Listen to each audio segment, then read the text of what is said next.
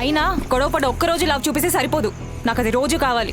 కానీ నీకు మన లవ్ కంత ఇంపార్టెన్స్ ఇచ్చే టైమే లేదు కదా, లైట్ తీసుకో. అంటే ఏంటను, నేను మన రిలేషన్షిప్ కోసం ఏం చేయట్లేదా? అరే పెళ్లి కాకముందే తన గర్ల్ ఫ్రెండ్ పేరు మీద ఇల్లు ఎవరు కొంటారు? నేను కొన్నాను. మీ పేరెంట్స్ ఒప్పుకోకపోతే 2 years వెయిట్ చేసి మరీ ఒప్పించా. ఎవరి కోసం ఇదంతా? చేసావు, ఇలాంటి పెద్ద పెద్దవి చాలానే చేసావు.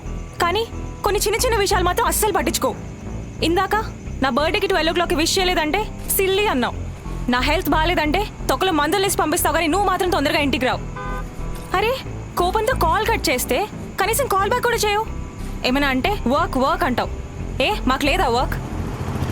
అను, నా నీలాగేమీ ఐటీ జాబ్ కాదు 6 అవగానే లాగౌట్ చేయడానికి. ఈ చిన్న విషయం ఎందుకు అర్థం కాదు నీకు? దీని గురించి 100 సార్లు డిస్కస్ చేసుకున్నాం. 100 సార్లు కాదు, 1000 సార్లు డిస్కస్ చేసినా నాకు నీ జాబ్ గురించి అర్థం కాదు, నీకు నా ఫీలింగ్స్ అర్థం కావు. గొడవ పడ్డప్పుడు ఇలా కొట్టొద్దని ఎన్నిసార్లు చెప్పాను? నా ఇష్టం, నేను కోరుతా.